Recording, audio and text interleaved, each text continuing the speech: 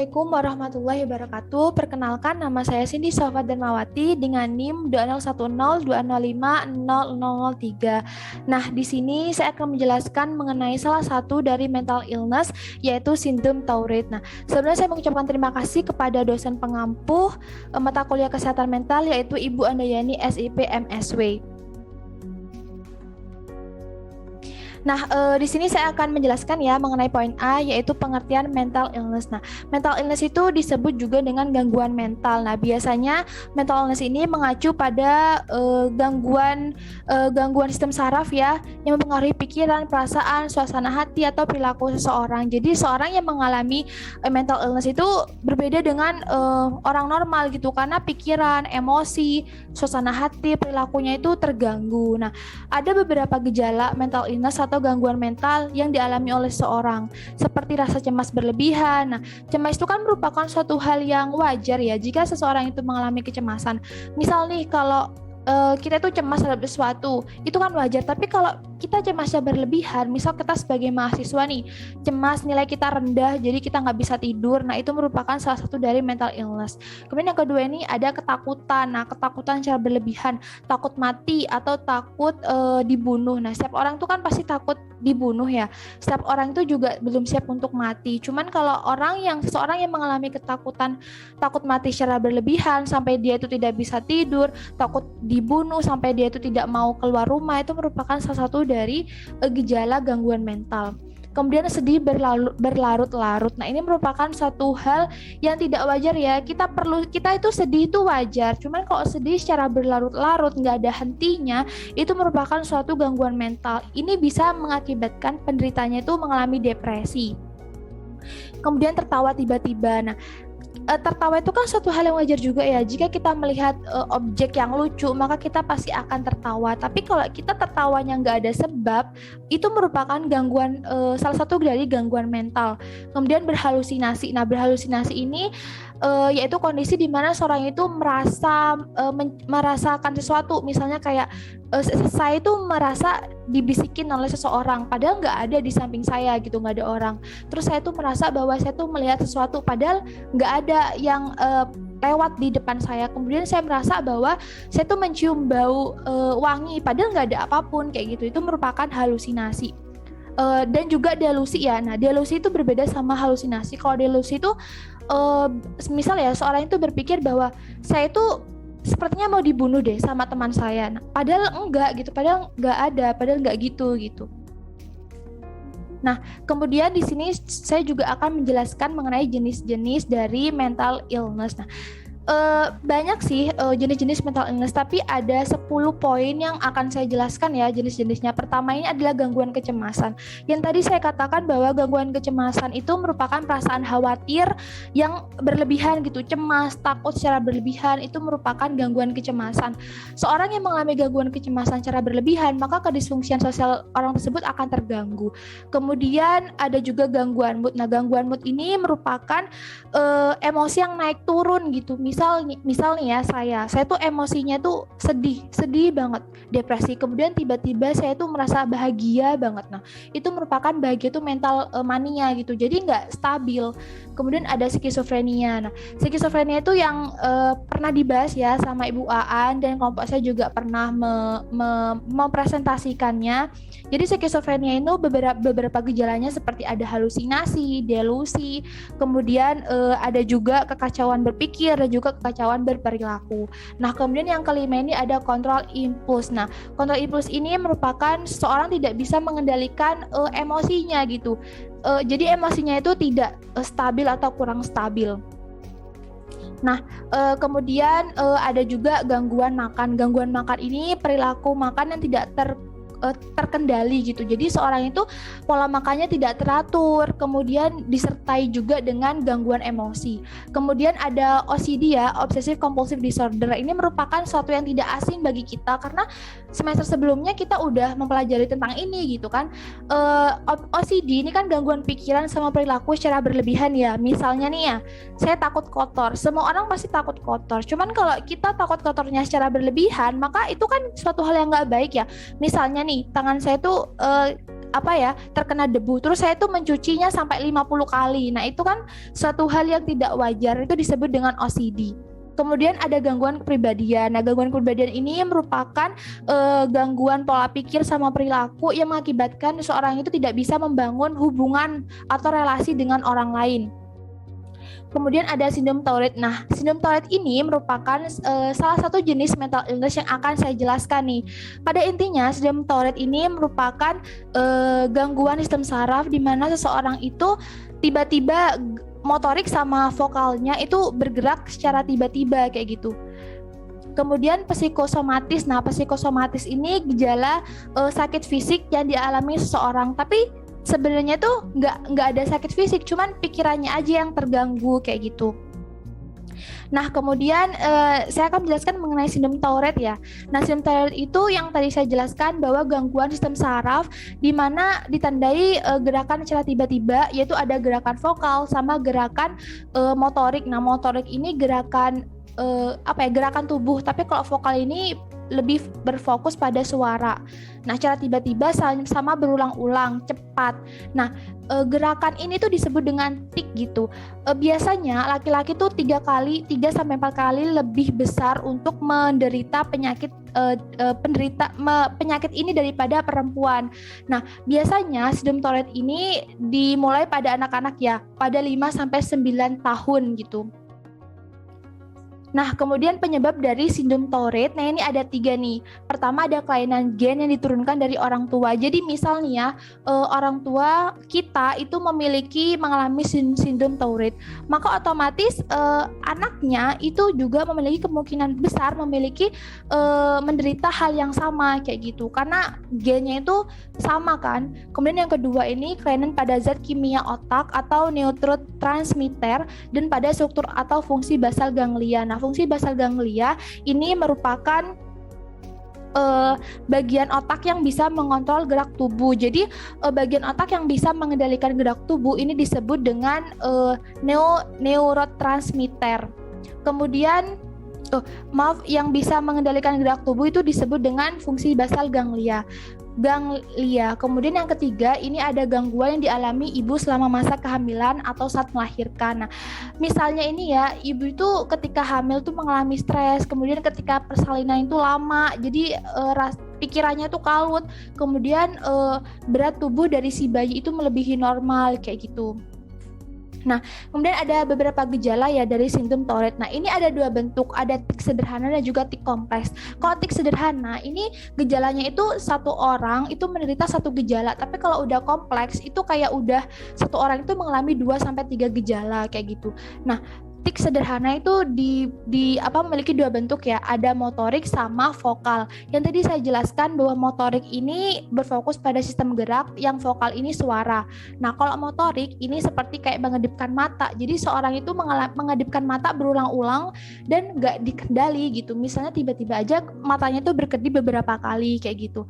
Kemudian yang kedua ini meringis. Jadi seorang itu meringis secara tiba-tiba, kemudian memutar bola mata secara berulang-ulang gitu, kemudian mengangkat bahu, jadi nggak ada apa-apa itu bahunya diangkat kayak gitu, kemudian menyentakkan kepala atau anggota badan lainnya, jadi tiba-tiba aja kepalanya dihentakkan.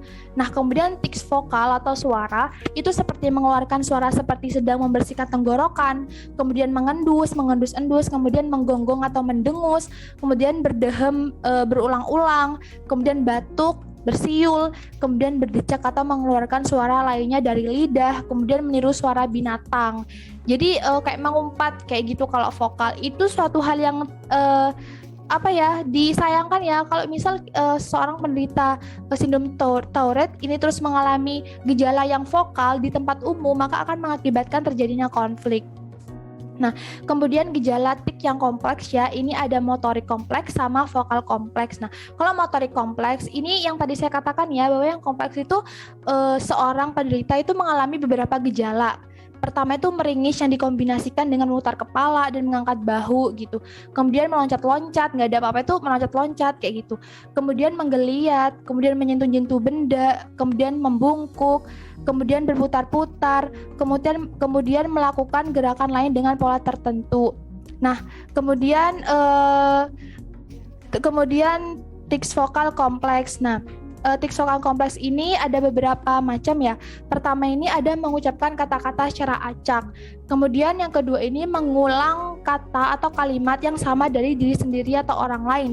Nah, kemudian yang ketiga ini mengumpat dengan makian kata-kata vulgar atau cabul yang disebut koproalia. Jadi seorang yang mengalami tics vokal ini mengumpat gitu ya, kayak berbicara kotor, terus berbicara hal yang vulgar dan cabul kayak gitu. Nah, saya pernah ya melihat video yang memperlihatkan seseorang yang mengalami sindrom Tourette, di mana orang tersebut ini kan si laki-laki ya, laki-laki tersebut itu mengatakan bahwa keberfungsian sosialnya itu tidak bisa berjalan dengan normal karena sindrom Tourette yang dia derita gitu. Jadi ketika di bis si laki-laki ini tuh mengumpat gitu, tiba-tiba aja mengeluarkan kata-kata yang buruk kayak gitu. Nah, ini faktor resiko sindrom Tourette ya. Ini ada gambar yang memperlihatkan beberapa anak laki-laki yang gerakan-gerakan dari gejala sindrom Tourette. Nah, faktor resiko yang tadi saya katakan ya, bahwa kelamin laki-laki itu lebih rentan untuk mengalami sindrom Tourette daripada si perempuan. Jadi 3-4 kali lebih tinggi daripada perempuan. Kemudian yang kedua, ini memiliki riwayat sindrom Tourette atau gangguan tik lainnya pada keluarga. Nah, ini tuh disebabkan karena gen ya. Jadi kalau si orang tua itu udah mengalami sindrom Tourette, maka si anak itu juga kemungkinan besar mengalami penyakit yang sama. Nah, di gambar ini kan ada anak yang mengedipkan mata, terus memainkan bibir dan lain sebagainya. Nah, ini public figure ya, public figure penderita sindrom Tourette. Jadi saya akan menjelaskan beberapa contoh public figure. Nah, pertama ini ada David Beckham. Siapa sih yang nggak kenal sama David Beckham? Beckham terutama si laki-laki pecinta bola gitu kan. Nah, David Beckham ini merupakan presiden sekaligus CEO owner grup sepak bola internasional, yaitu Inter Miami dan CEO owner sepak bola Salford City. David Beckham ini sepak bola dunia ya, dan David Beckham ini ternyata penderita sindrom Tourette sama OCD. Jadi David Beckham ini tidak bisa melihat suatu hal yang kotor gitu. Jadi David Beckham itu akan tenang, akan bisa beristirahat jika dia itu merapikan barang-barang yang berantakan gitu, merapikan terlebih dahulu kayak gitu. Kemudian ada Billie Eilish. Nah, Billie Eilish ini merupakan musisi terkenal Amerika Serikat yang lahir di Amerika Serikat tanggal 18 Desember 2001. Nah, Billie Eilish ini mengalami sindrom Tourette sejak dia kecil. Dan Billie Eilish ini tidak suka keramaian ya, jadi dia tuh tidak suka keramaian, tapi dia tuh harus menyesuaikan karena profesinya sebagai seorang musisi. Nah, Billie Eilish ini mendapatkan penghargaan Amerika Serikat ya, musiknya, yaitu ada Grammy Award, terus American Music Award dan lain sebagainya. Nah, Billie Eilish ini menderita sindrom Tourette itu motorik ya, tik motorik.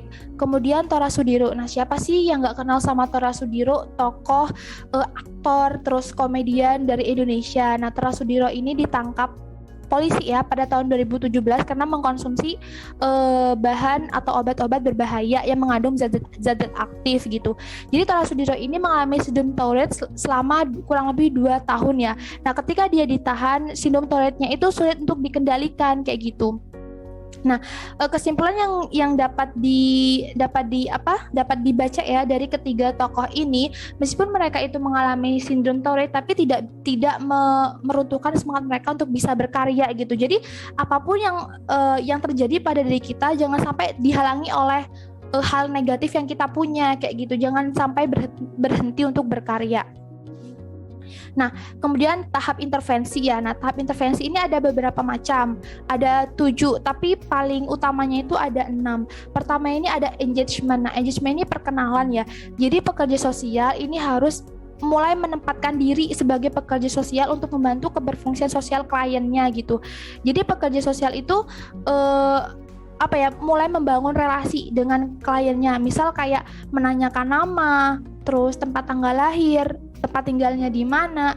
Intinya tuh kayak basa-basi dulu, membangun relasi sebelum terjalinnya proses intervensi lebih lanjut. Nah, kemudian juga dari engagement ini si pekerja sosial itu bisa membangun kenyamanan kepada si klien. Kemudian yang kedua ini ada tahap asesmen ya. Tahap asesmen ini tahap penerimaan atau tahap mengungkapkan masalah yang sebenarnya gitu. Jadi pekerja sosial itu memberikan berbagai macam pertanyaan kepada si klien. Misalnya apa yang dirasakan, terus gejala apa yang dirasakan, berapa lama merasakan gejala sindrom Tourette ini, terus sampai mana pengobatan yang ditempuh, terus kedisfungsian sosial apa yang sedang dialami kayak gitu. Nah, jika pekerja sosial itu bisa mengetahui lebih jelas mengenai permasalahan kliennya, maka mudah bagi pekerja sosial untuk melanjutkan langkah-langkah selanjutnya. Kemudian ada planning ya, planning itu perencanaan. Jadi pekerja sosial itu dari berbagai macam pemahaman yang didapatkan oleh pekerja sosial, maka pekerja sosial itu bisa melakukan tahap perencanaan apa sih yang akan dilakukan untuk bisa mensukseskan atau mengembalikan keberfungsian sosial kliennya. Kemudian ada tahap intervensi. Nah, tahap intervensi ini disebut dengan tahap pemberian pelayanan. Jadi juga disebut dengan penentuan metode, teknik apa yang diberikan, teori apa, langkah-langkah apa itu di tahap intervensi. Kemudian evaluasi. Nah, evaluasi ini melihat ya pekerja sosial tuh melihat sejauh mana sih keberhasilan dari proses intervensi. Misal kalau udah selesai, udah dirasa cukup, bisa diberhentikan. Nah, diberhentikan ini di tahap terminasi. Jadi yang bisa memberhentikan ini adalah klien. Kemudian monitoring. Sebenarnya monitoring ini tidak termasuk dalam tahapan intervensi. Cuman ketika tahap-tahapan sebelumnya itu tidak dirasa kurang maksimal, maka tahap monitoring itu bisa ditambahkan kayak gitu. Nah, ini ada terapi psikososial ya. Jadi sebenarnya ya penderita sindrom Tourette itu tidak bisa disembuhkan secara total. Bukan tidak bisa, tapi sulit disembuhkan secara total. Karena obatnya pun masih belum menemukan ya obat yang benar-benar bisa menyembuhkan penderitanya secara total gitu. Nah, terapi psikososial itu pertama ada hipnoterapi. Hipnoterapi itu terapi yang memfokuskan pada sistem saraf otak manusia kayak gitu.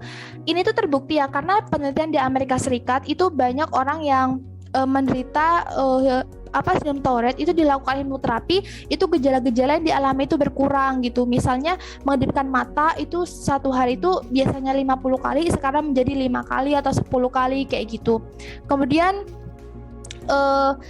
terapi ini juga bisa dilakukan kepada pasien perokok. Jadi perokok itu kan pecandu ya, jadi bisa dilakukan di pasien perokok. Terus fobia, misal fobia ketinggian atau fobia terhadap segala sesuatu.